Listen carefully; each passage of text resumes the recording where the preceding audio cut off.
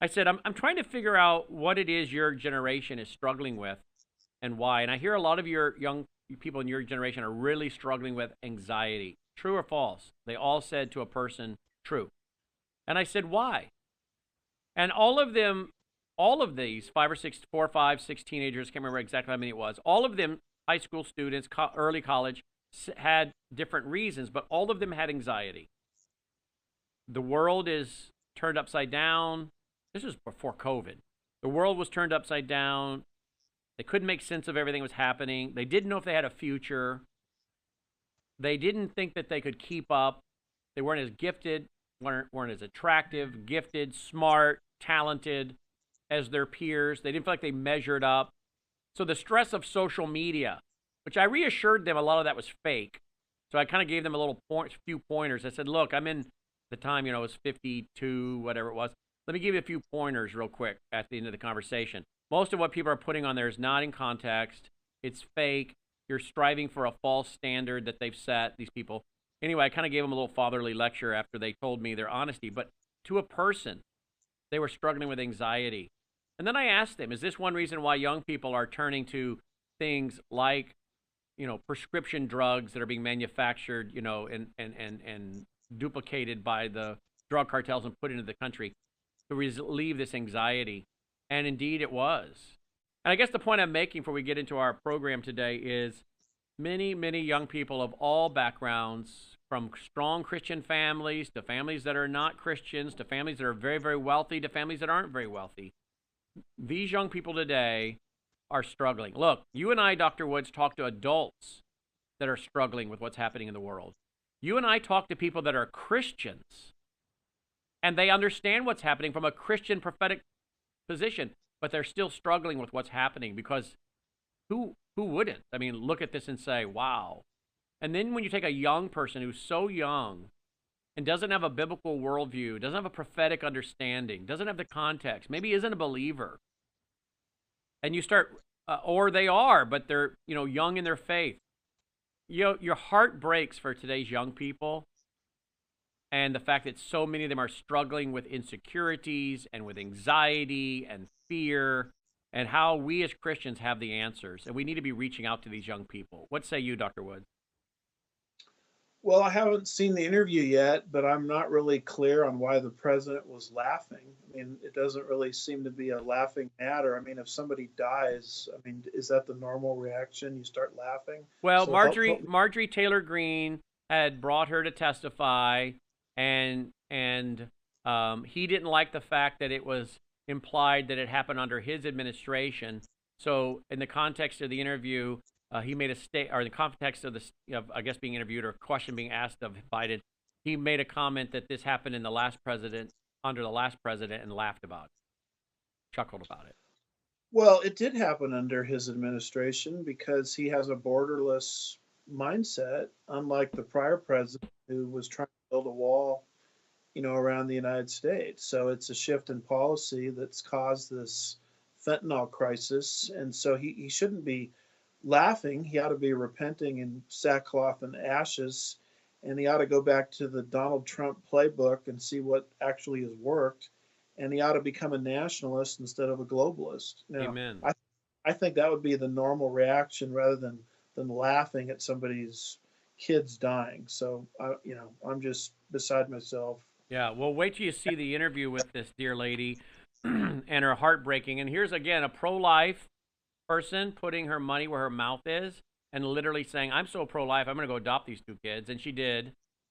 And she's just sobbing as if she had given birth to them because they were her sons, Wow. adopted sons. And anyway, it's a testimony in many regards. I hope you will go watch it and then pray for Rebecca. All right, well, let's transition. Let's transition to your topic today. We're going to go to some PowerPoint here and go through as much as we can.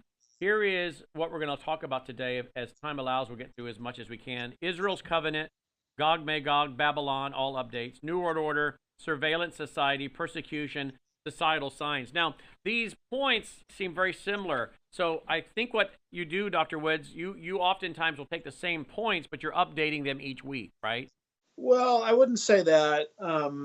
There's a lot of similarities in my teaching from week to week because I see the same themes. Right. That's why they look similar. So a lot of the themes will carry from one to the next. But believe it or not, I don't use the same themes every week, Okay. although So this is they just what's popping in the news. I know we talk about Gog Magog a lot. We've talked a lot about Babylon and persecution. So what you're saying is when you look at the news, these are the things that keep popping up. yeah, when I started studying prophecy, I started to see categories. Okay. And when you look at the news, it starts fitting into different prophetic categories. And that's where that outline comes.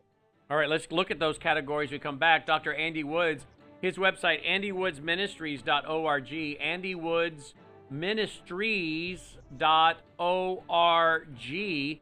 Now it's time to bring peace to the Middle East, says the EU. How does it fit in with what's going on, Dr. Woods? I think he's Category. muted. There we go. Now you're back. Go ahead.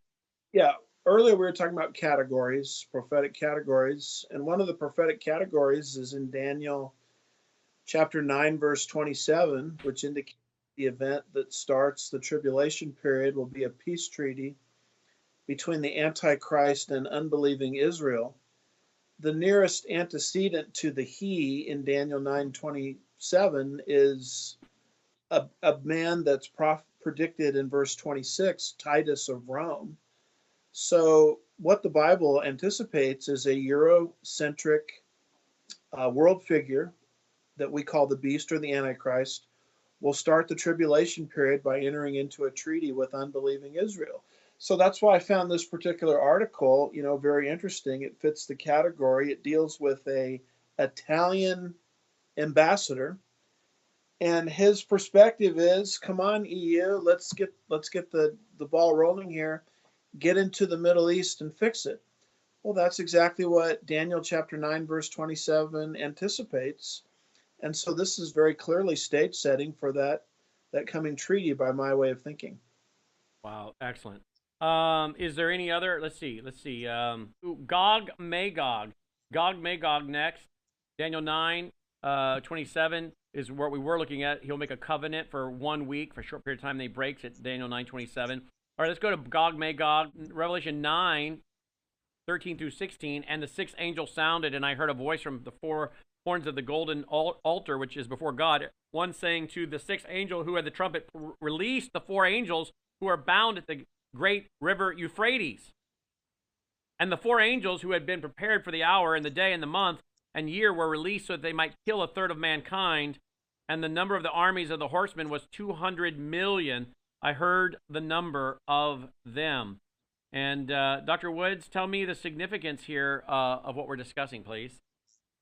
Well, you've got in Bible prophecy three powers that will become hostile to the West and Israel in particular in the last days: Rosh or Russia, Persia or Iran, and also the kings of the East.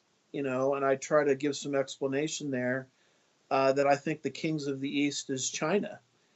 And so, what do you see in the news constantly? You see those three powers demonstrating a hostile intent towards Israel. In fact, the first article I gave you there talks about how Persia or Iran is about to reach uranium enrichment. They're currently at 84%. Yeah, here's the article. Iran uranium enrichment reaches 84%. IAEA seeks answers. Inspectors needed to determine whether Iran intentionally produced the material or whether the concentration was an unintended accumulation within the network of pipes connecting the hundreds of vast spinning centrifuges used to separate the isotopes, Bloomberg reports. I think we know it's intentional, don't we, Dr. Woods? Well, sure, especially when in Shiite Islamic theology, you're allowed to lie as long as you're advancing the purpose of Allah. And they believe that they need to create intentional chaos in the world in order for I think it's the 12th Imam, to return to planet Earth. And these are the people that are about to get their hands on a nuclear device. And what the article talks about is once you have uranium enrichment of 90%, 84% is not that far from 90%, you've got the bomb. You're in bomb country. And so it's not surprising to read this because Ezekiel 38 predicts an aggressive Persia or Iran in the last days. And if all of those powers are going to arise and come against Israel, they should start cooperating with each other. And that's why in the second article, it says Iran joins China in dredging Russia's Volga River. There we go. There it is. So there you've got Iran, China, and Russia all cooperating with each other. And as they do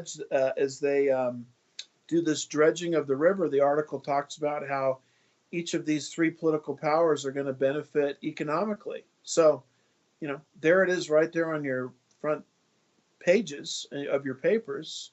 The cooperation between the identical three powers that the Bible predicts will be hostile towards Israel in the last days. We see them hostile towards Israel, hostile towards the West, and cooperating with each other to the point where they're economically benefiting each other.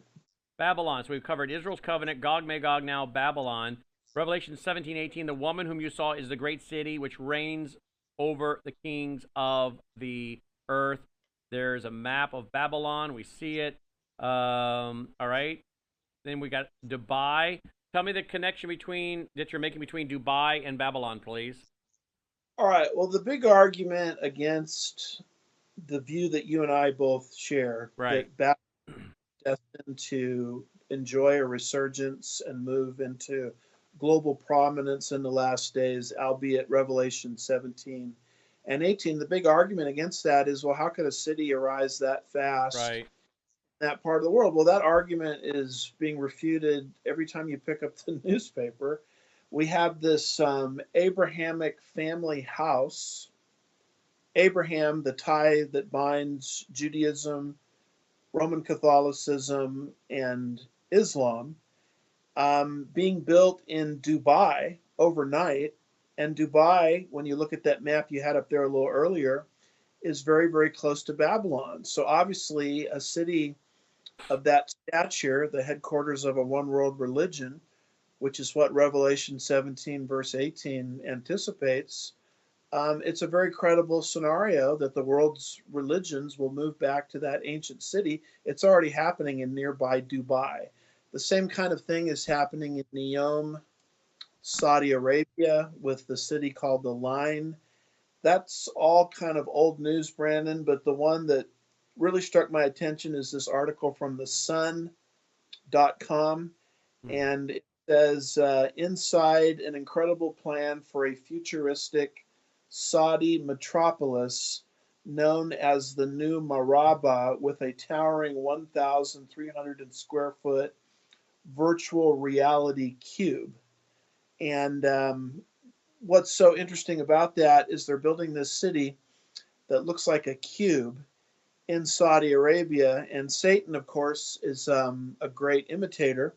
We know that according to Revelation 21 and 22, there's going to descend from the heavens to planet Earth a city that looks like a cube that's called the New Jerusalem. It looks to me like Satan is building his counterfeit cube. There's the cube that God is going to bring. And if you have a chance to look at that article from the Sun.com, there's an actual video footage there Oh, is it that shows really? this cube city, is going to be like. It's a city just like Dubai, just like Neom, that's arising right out of the desert at a rapid rate. And my point is, if it could happen in Saudi Arabia, which is close to Babylon, if it could happen in Dubai, which is close to Babylon, why is it so hard to anticipate that the same thing is about to happen in the literal city of Babylon? Yeah, absolutely. The significance is, if it can happen that fast in Saudi Arabia, why can't it happen in Babylon? Well, And and as you and I know, the what is it called? The Gulf Fall Port, the Fall Port. yeah, We'll discuss that real quick because, folks, that's fascinating what's happening in Babylon. They say it will make it the global commercial site of the whole Middle East or the world. We'll be right back. well, the argument for a long time is, well, Babylon is landlocked, and all that nautical imagery, that we see in Revelation 18, the ship masters, etc., sort of grieving at the destruction of Babylon because their prophets went away. I mean, what we've been told forever is, well, this can't be literal Babylon. because literal Babylon today is landlocked. Well, I think that's about to change with this canal that they're, thinking of building, right through Iraq. And it's also going to deflate the argument that Babylon is just a kind of an insignificant tourist city. It has no economic power. Well, that article demonstrates that once this canal is built, Babylon is destined to become very prominent economically.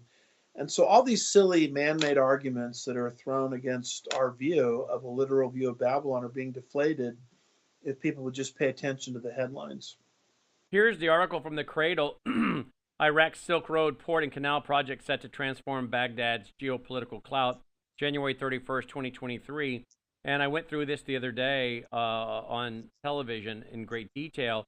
It's a $2.6 billion contract Baghdad signed with South Korea's Daewoo Engineering and Construction.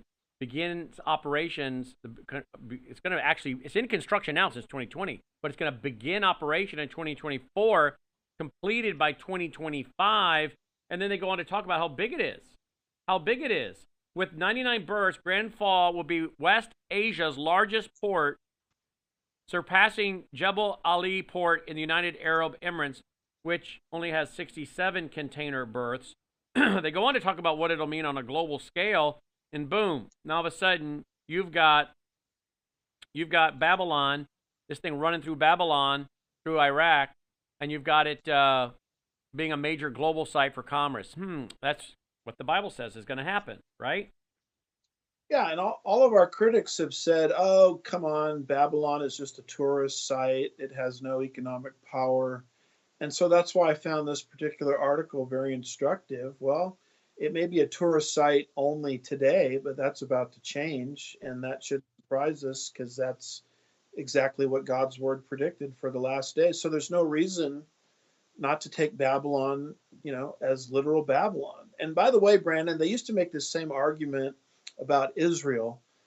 Oh, how can you guys take these prophecies about Israel literally? Don't you know there's nothing over there but sand and desert, pre 1948? Well, obviously, people that thought that are kind of eating their hats. And so the same thing is about to happen with all of these, all the geography concerning Babylon. Yeah, let's talk about the New World Order next in our list of things.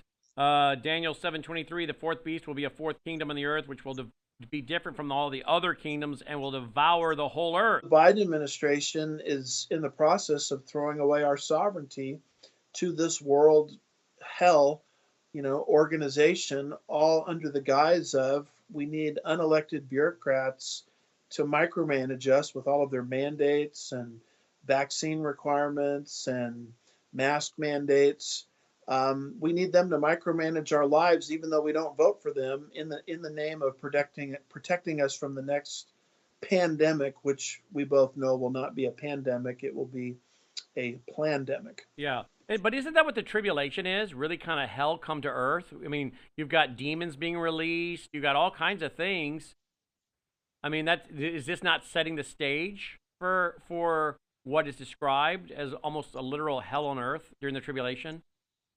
When God disrupted the language at the Tower of Babel, he says, if I don't do this, it's in Genesis 11, nothing which they purpose to do will be impossible for them. And what he's talking about there is the potential for evil. And if there's only one government on the face of the earth, and that government falls into the wrong hands, which prophecy clearly tells us it'll fall into the hands of the Antichrist. That will literally be hell on earth. It will be a form of tyranny which will be unstoppable, because God set up the nation state as sort of a check and balance system against runaway global tyranny. That's what the whole Tower of Babel account is about. And Satan's goal is to erase that. And that's happening right now as our sovereignty is being surrendered to this world hell organization. And if you think there's hell on earth now, you ain't seen nothing yet. Wait till that final form of tyranny arises and it falls into the hands of the Antichrist. You'll see evil which literally cannot be stopped. Let's go to surveillance society. Surveillance society in our list here. Surveillance society. And Revelation 13, 16 through 18, of course, describes the mark of the beast. You can't buy or sell. We now hear them talking openly about 15-minute cities, where if you go outside of that, you could be penalized, your money won't work, everything else is going to cost you more. So it's, again, basically, welcome to the digital ghetto. Like they put the Jews in a ghetto, this is what they're going to do. They're going to put you in a digital ghetto. And that's the 15-minute city. And we've talked about that here. He's talking about it with this graph from the World Economic Forum and an article. Let's go to talk about surveillance. Let me go to this article you've got over here on surveillance, because here we have an article from the Gateway Pundit again. Leaked ATF documents reveal the Biden regime's scheme to close gun stores across the country. Again, this goes all along with this whole idea of surveillance and, of course, disarming the American people, because if you don't have the Second Amendment, they can get away with it. One of my shows the other day, I titled it, People with AR-15s Don't Get on Trains. People with AR-15s don't get on trains. If you have the Second Amendment, you're not getting Americans on trains. Yeah, a lot of people think the Second Amendment is there to, protect our rights to go hunting. Nothing could be further from the truth. When you look at Joseph Story's commentary on the Constitution, a very commentary created not long after the founding era, he basically says in there that the Second Amendment is the last defense against runaway tyranny. And yet people need to understand this, that the Constitution is in the way of the New World Order. And that's why these guys that are pushing for maximum global government are trashing it over and over again. That's why they ignore Article 2, Section 2, which I mentioned earlier about how the president can enter into a treaty. They ignore that by calling these treaties executive agreements. And as you can see from that Gateway Pundit article, they're ignoring it in the area of the Second Amendment. The goal is to disarm the population. The New World Order is not going to allow you to be armed any more than Fidel Castro in Cuba, would allow his citizens to be armed. Under this surveillance, here we have from Activist Post, Biden appoints member of the Trilateral Commission to head the World Bank. Tell me about this article and how it fits with surveillance society, please.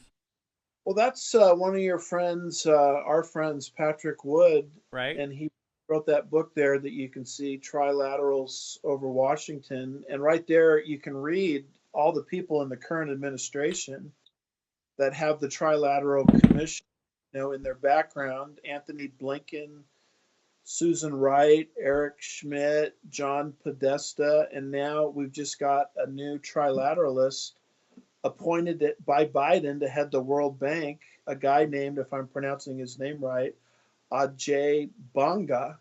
And this is why no matter how much things change, everything seems to stay the same, because you have the same people in the same positions in both Republican and Democrat administrations. Remember, it was Brzezinski that started that Trilateral Commission in the 1970s, and he populated the entire Carter administration.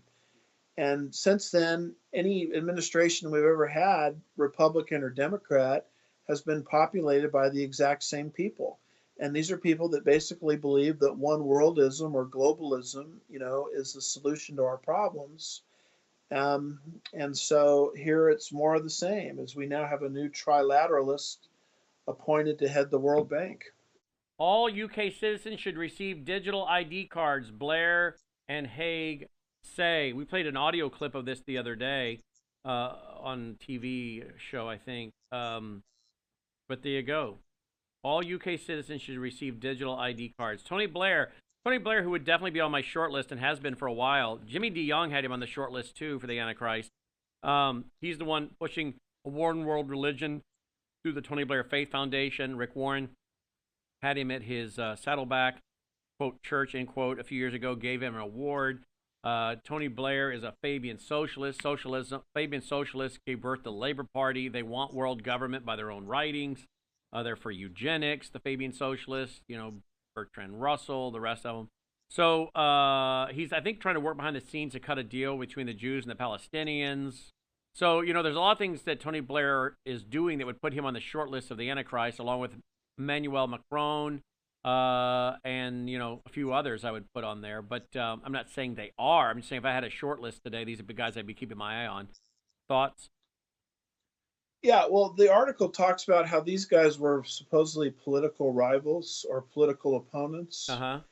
And then now when they're out of office and they're free to write their op-eds and their position papers and tell us what they really think, it's like, just fooling. We were never rivals. We were always on the same page, and what we were always promoting is a digital ID for everybody, and many other, control freak things.